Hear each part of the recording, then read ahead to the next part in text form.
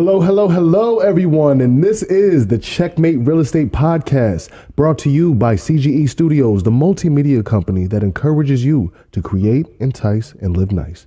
And WPKN 89.5 FM radio. My name is David Smith, a.k.a. Smitty D. I'm Anthony Ramo.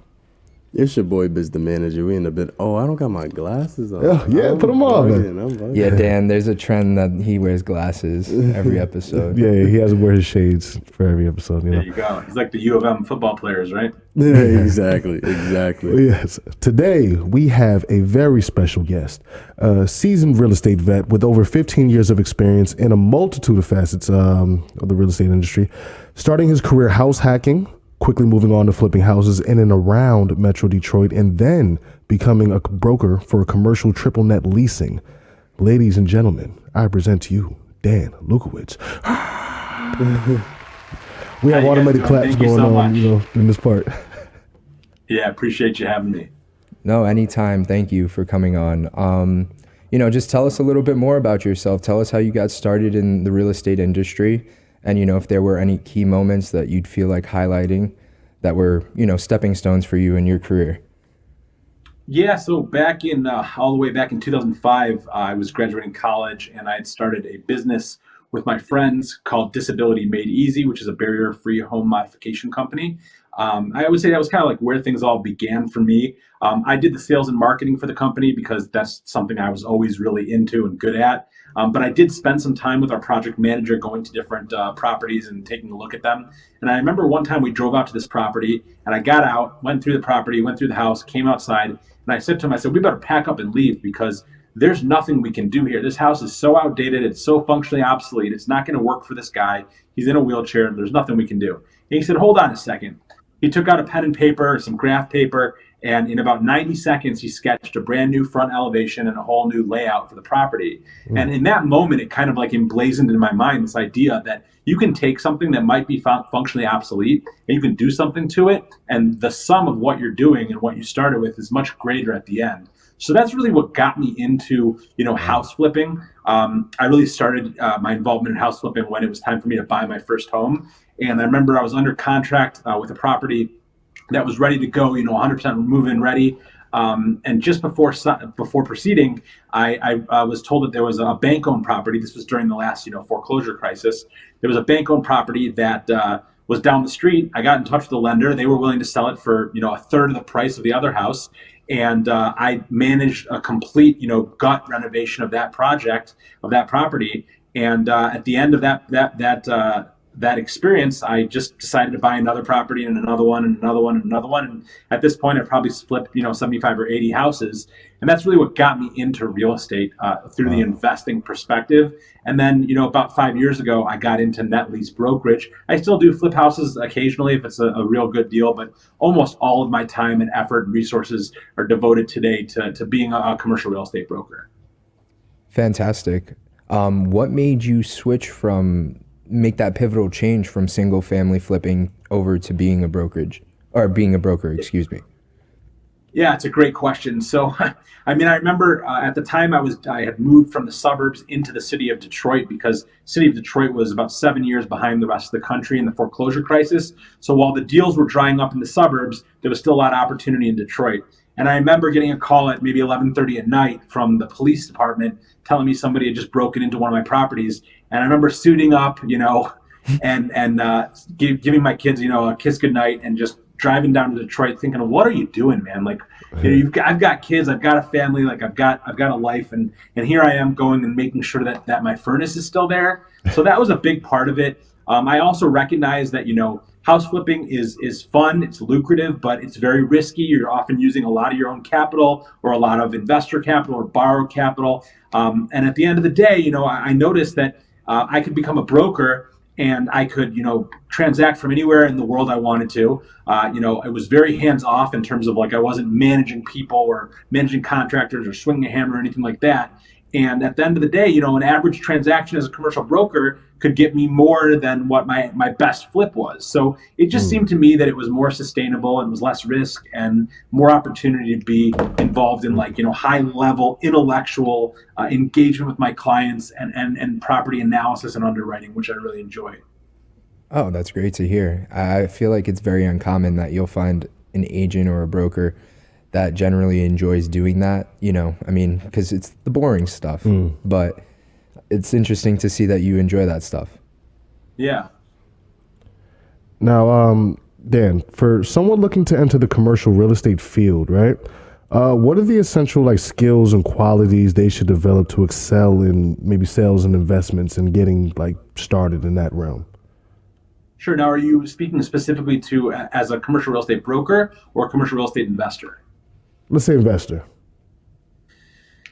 I mean, look, it's like anything, practice makes perfect. Practice makes, I mean, I've heard it say other ways, when you practice something, it becomes permanent. And I think like, I look at it like this. Whenever it's time for me to go buy a house, right? So I for my own home, I go see a house in a new neighborhood, and I love the house. I want to make an offer. I'm super excited. I love everything about it. Then I have to step back and say, wait a second, let me go look at another house. So I look at another house and I say, oh man, this one's got a finished basement. This one's got, attached garage. This one's got a patio. This one's got, a 3-car garage. All these things I didn't think of. It's the same thing with commercial real estate investing. If you just underwrite a few deals and you jump on the first one because it's the best deal, you're going to get burned, I promise you. But if you go there and you underwrite 100 deals, 150 deals, 200 deals, you're going to know what to look for and what some red flags are. So that's number one, is just underwrite as many deals as you can before buying them. I mean, I'm in the process right now of buying myself, just kind of a fun car. And specific type of car that I love. And I probably looked at 150 different, Dodge Vipers in the last 2 weeks. There we go. I love that. I love it too, man. It'll be my third. I love them so much. But my point is that if I were to buy the first Dodge Viper I see, I'm not going to notice that, it's got, let's say, the muffler deleted, or it's got, some type of modification that I don't want. I have to look at so many to know how much I should offer and what they are. It's the same thing with real estate. It's the same thing with underwriting deals. So that's number one. Number two, reach out to someone like me who can help you to look at deals and help you underwrite them and get eyes on a deal to make sure that you're not missing anything. That's so important. And it's like anything, guys, like, surround yourself with good people who are in the same industry, learn from each other and grow. And that's really going to help ensure you to have a lot greater chances of success. Oof, gems. Yeah, that was gold.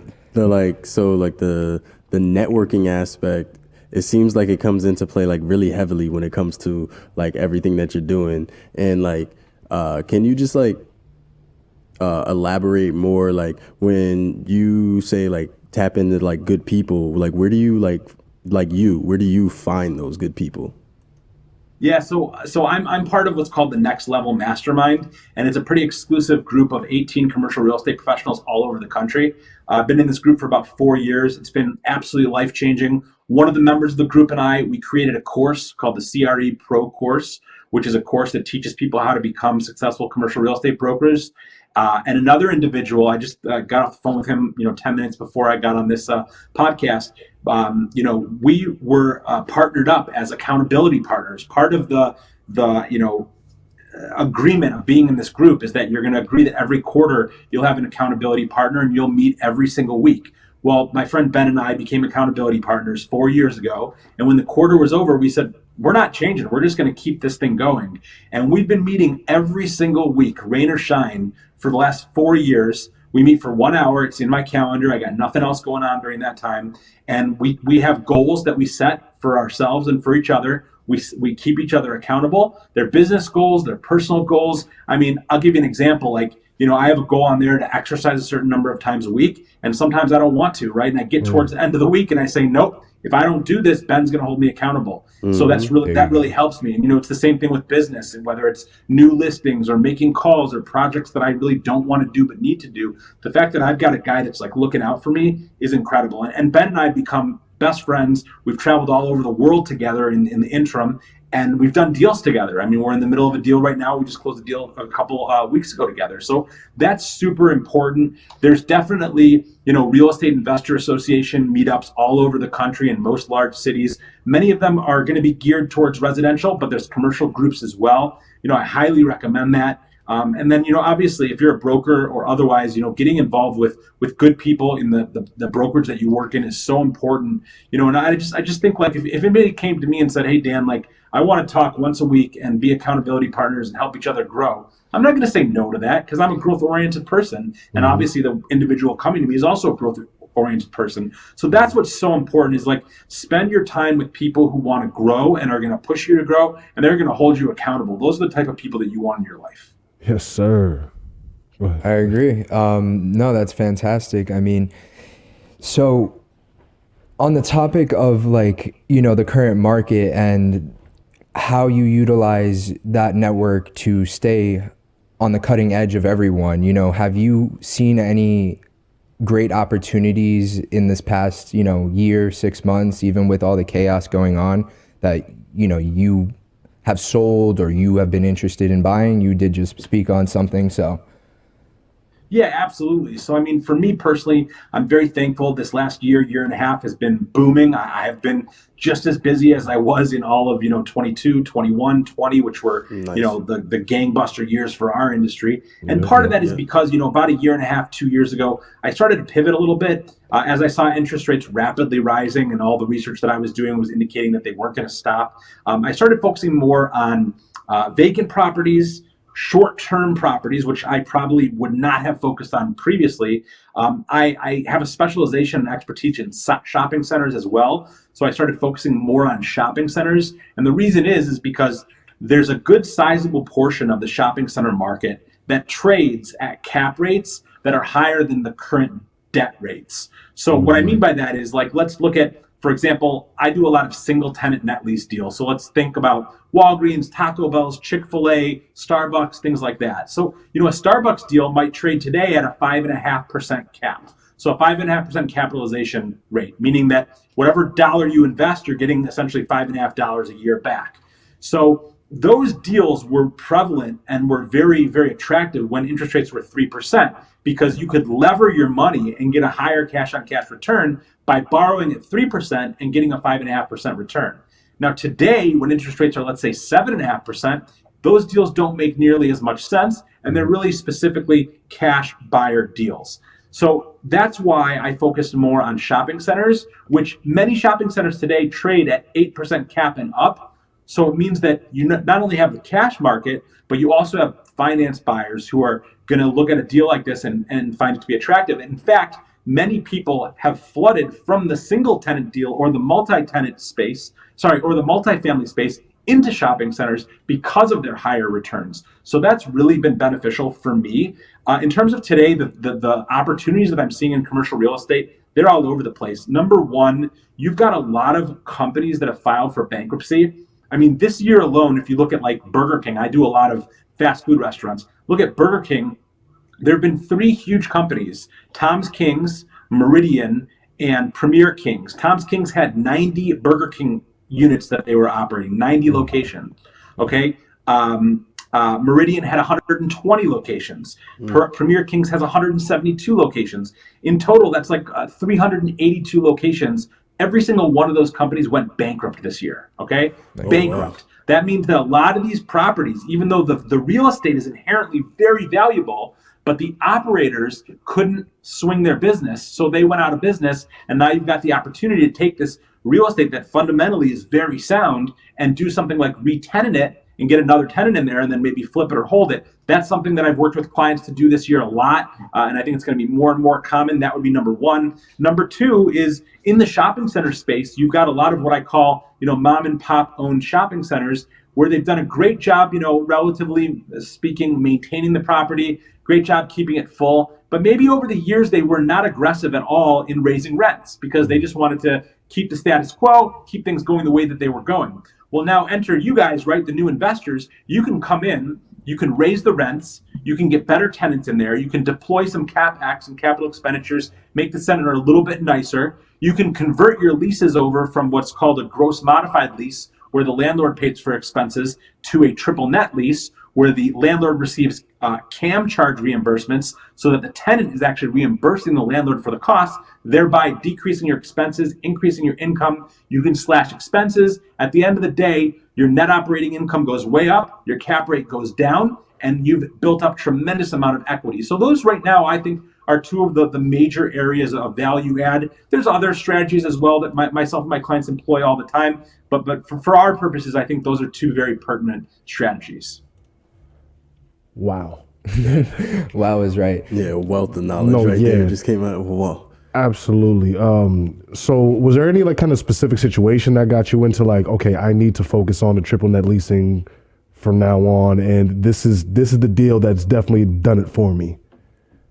Yeah, so when I first started, I just was like, I couldn't believe it because I was used to the city of Detroit where I could buy houses and renovate them and put tenants in and get 40% cash on cash returns. So when I was looking at like, your average Wendy's deal that traded at a 5.5% return, I was like, why would anybody do that? So, that being said, what really got me into it was, at the time, I had been working as a business development executive at Amazon. I was still flipping houses, on the side like I had always been doing, but that was my main gig. And I remember my dad sitting me down and saying to me, he's like, Danny, you need to get into the real estate department at Amazon and talk to them, because what they do is they can buy land or have a developer buy land and build them, a nice, huge fulfillment center, 1 million square feet. Mm-hmm. They signed a 20-year lease with Amazon Credit, which is great credit, right? Because they're the biggest company in the world, probably. And then now you've got this dirt and this building that used to be worth X, and now it's worth so much more because all of a sudden this blue ribbon tenant signed on the lease, right? So I started thinking about that. I'm like, I like that. I've always, if there's one theme here, it's that I love value add, and I love taking something, right, doing something to it and making it worth way more. So whether it was that property back in 2005 where we had to change the floor plan and change the front elevation, or whether it was, one of the houses that I bought that was dilapidated, renovated, and flipped, right? Or something like this. I love that concept of adding value and creating more value than you put in. So I started really thinking about it. I'm like, that's really cool.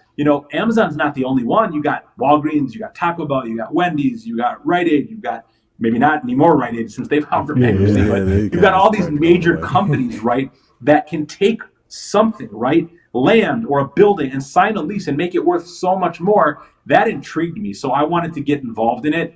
And then I just started looking at the sheer volume. I mean, the amount of transactions. Like last year, I sold personally almost $100 million in net lease real estate. So, the amount of volume you can transact as a net lease broker, if you're good at it, it's unprecedented. And, you can do it nationwide. Like, I've got, today I listed a property in Iowa. I've got listings in, St. Louis, Missouri, Follansbee, West Virginia. I've got a few in Michigan. I've got some in Ohio. Like, it's just, the fact that you can do it all over the country, to me, it's mind blowing, and I just love it. I love it. I'm very, very fortunate to be doing what I'm doing.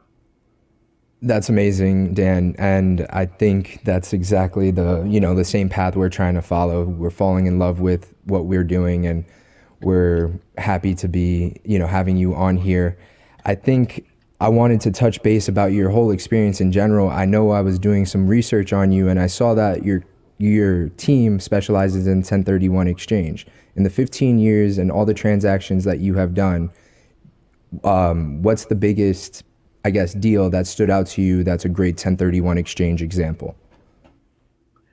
Good question. I mean, so surprisingly, a large portion of my deals are non-1031. Okay. But, in terms of what's the, I guess your question is like, do I have an example of a deal that stands out to me as like a good example of a 1031 transaction? Along the lines of that, just more so like how you and your team, this is the service that you provide. It's one of the services you provide, is there, yeah, exactly. Has there been anything that stood out to you? Yeah, I mean, it's not like, from my perspective, it's not really any different than a regular transaction, other than that a 1031 exchange, accommodator or intermediary, or some people call them a QI, qualified intermediary, is involved. Like, I've got a deal right now. It's a Taco Bell. The individual bought it as a part of a 1031 exchange, and now he wants to sell it and roll into another property. So, it's going to be the same thing. We're going to list the property. We're going to, put the property on the market, get the property sold. And, before we close, we're going to start looking for property. We're going to have 45 days to identify properties. We can identify up to 3 properties or up to 200% of the value of the property that he's replacing. Then we'll have, from that point, 180 days to close. And, what I like about it, frankly, is that it gives me the opportunity to help an investor sell a property and then take that same investor and buy another property right afterwards. So it's common. It's not in all of our transactions, but it has its perks. As a broker, I often prefer a buyer who's not in a 1031 exchange, because if there's a buyer that is in a 1031 exchange, there's a very large likelihood that he or she is going to be identifying other properties, not just ours, and may or may not close on our property. And I want, that certainty of close. Now, granted, I've been involved in many transactions where the buyer said, I don't have anything I'm identifying. I'm closing on this no matter what. And then I said, okay, this is the buyer I want, because he or she has to close. I remember I did a deal, $12.5 million medical office building, 1031 buyer, didn't identify anything else. He was coming out of like a $55 million exchange.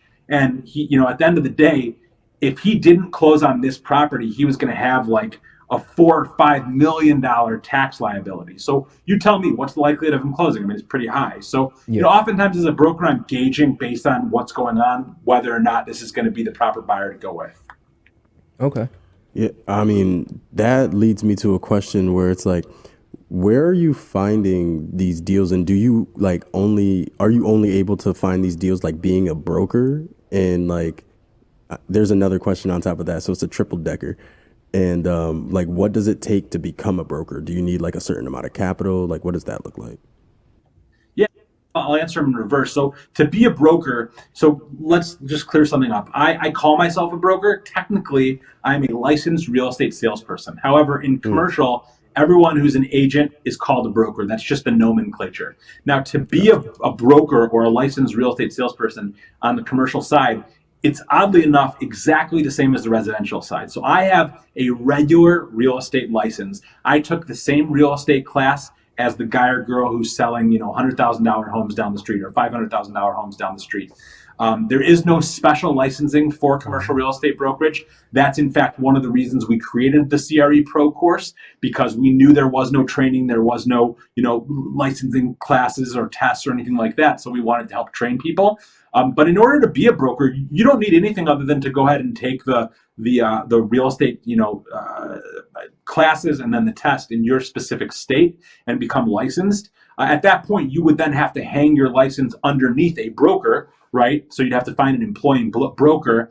In terms of what type of capital you need for what I do, I mean, look, the expenses that I have are, I spend probably, I'm well established, but I probably spend $1,000 a month in subscriptions, whether it be CoStar or Crexy or, Placer.ai, which is a data metrics software that we use.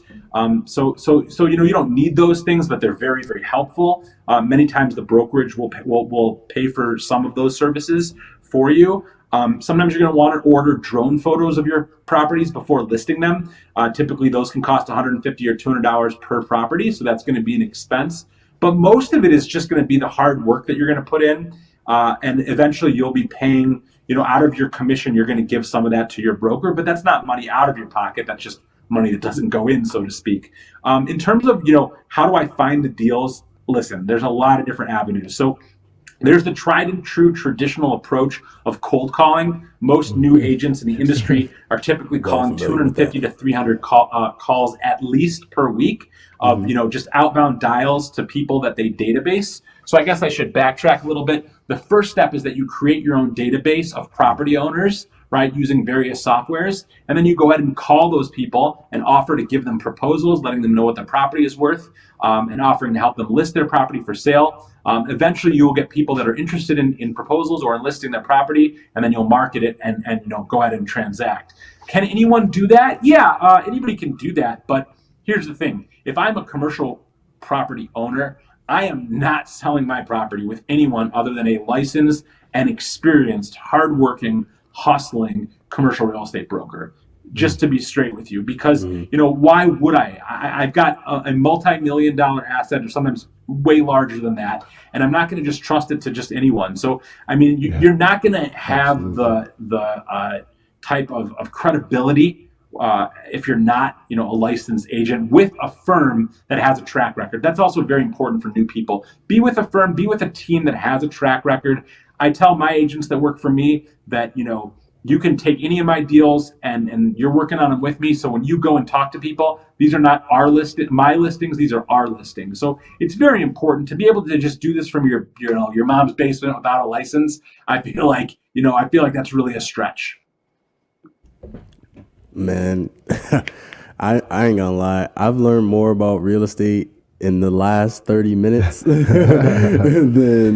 in the last 5 years when I've been kind of hearing it every now and again. I appreciate your wealth of knowledge. Let me just add one thing to that. I didn't really answer your question fully in terms of how I find my leads. I do still cold call to a small extent, but I am very heavy on social media. I mean, that's how we met, right? Gotcha. I've got 18,000 or so followers on LinkedIn. I produce daily content. I have a monthly, LinkedIn Live event that, we've got one coming up on Friday. We've got 1,500 people registered for it. Wow. So I do a lot of content creation, value add content creation. And believe it or not, I get a good amount of inbound listings from LinkedIn. I mean, I have a listing in Virginia right now from LinkedIn, got a listing in Missouri from LinkedIn. I'm sure I have a few more if I went through and looked, but it's just there's a lot of opportunity out there. I believe that it's nice to make the phone call and be one-to-one, me picking up the phone, calling you. It's a one-on-one interaction. But if I make a video or I put together a seminar or something like that, I can hit tens of thousands of people who know my name and know who I am and reach out to me. I also, I've probably been on over 300 podcasts. This week I got a phone call from someone that said, I heard you on a podcast. I'm a very experienced residential flipper like you were, and I'm getting into my first triple net deal. We're about to sign a contract. I don't know what I'm doing. Can you represent me as a buyer's agent? And I was like, yeah, absolutely. I mean, the guy literally is like, here's the contract. So that happens all the time. Awesome. I also have started doing a lot with direct mail. So I'll put together campaigns. Like I recently sold 5 different shopping centers in a specific neighborhood. So I had somebody overseas put together a database of all the shopping center owners in that area. And then actually my daughter is really good with graphic design. So I had her design a postcard and I had that postcard sent out to 1,200 different people. And hopefully from that postcard campaign, I'm going to get some inbound leads. Yes, sir. Wow. You have a lot of different marketing strategies. And I see that one of the most viable and successful marketing strategies you're using is your personal brand. Mm-hmm. You've built a brand around yourself. And because of that, you have deal flow coming to you. You're no longer searching for it. And that's the biggest thing for anybody starting off in the industry is just building a network of people that know you. Mm-hmm. That'll start building your personal brand. And as you continue tackling deals, people will just want to trust you. Exactly. Yes, and one thing he did say was LinkedIn. I have sworn by LinkedIn for years. Mm-hmm. And the fact that we have a success story right now talking about how we met Dan through LinkedIn is going, I love that. Don't sleep on LinkedIn, everybody. Really, really get to it. With that being said, and the topic of social media, we want to thank you, Dan, again for coming on an episode today. We definitely want to have you on again. We will be wrapping this episode up. So thank you, everyone, for listening. The viewers, we love you. And Dan, where can we find you? Oh, yes. I almost forgot that. I'm sorry, Dan. Yeah. So first of all, as you just said, LinkedIn, you can find me there. I'm very active. I try to put out as much valuable content as I can. I make it as educational as I can. Mm-hmm. My first name is Dan. Last name is Lewkowicz, Lewkowicz. Again, Lewkowicz. Reach out to me there, give a follow, shoot me a DM, say hi, introduce yourself, tell me where we, so to speak, met from. I always appreciate that. Additionally, if you have a property you want to sell, or if you have a property you want to know what it's worth, if you have a deal, even if it's not mine, and you want other eyes on it, or if you just want to talk about real estate, give me a call. I get a lot of calls from people because I'm very open. I put my number out there, and I love hearing from people that are, come to me and tell me where they're at. We talk for 20, 30 minutes, and then 6 months or a year down the road, I hear about how much success they've had, and it's so rad. So my direct cell phone number is 248-943-2838. Again, 248-943-2838. Please reach out if there's anything I can do. It would be my pleasure. You hear that, people? Reach out. This man is gold right here. Great, he has a lot of value. That is awesome, man. So welcoming, so inviting, and just being able to, so transparent and just, like I said, such a pool and wealth of knowledge, and being able to share that with everyone. And that's the thing with real estate, it just, connecting and networking, it just begets more, and it begets more success for all of us. It's not a selfish kind of business. Industry. Yeah, we're all here to help each other. Yeah, it's awesome, man. But, thank you, Dan, one more time, just for joining on and just sharing with us. Thank you so much. My pleasure. Absolutely. Thank you, guys. This was great. I look forward to getting to know you further. Yes, sir. Absolutely. Now, everyone, this has been the Checkmate Real Estate Podcast, brought to you by CGE Studios, the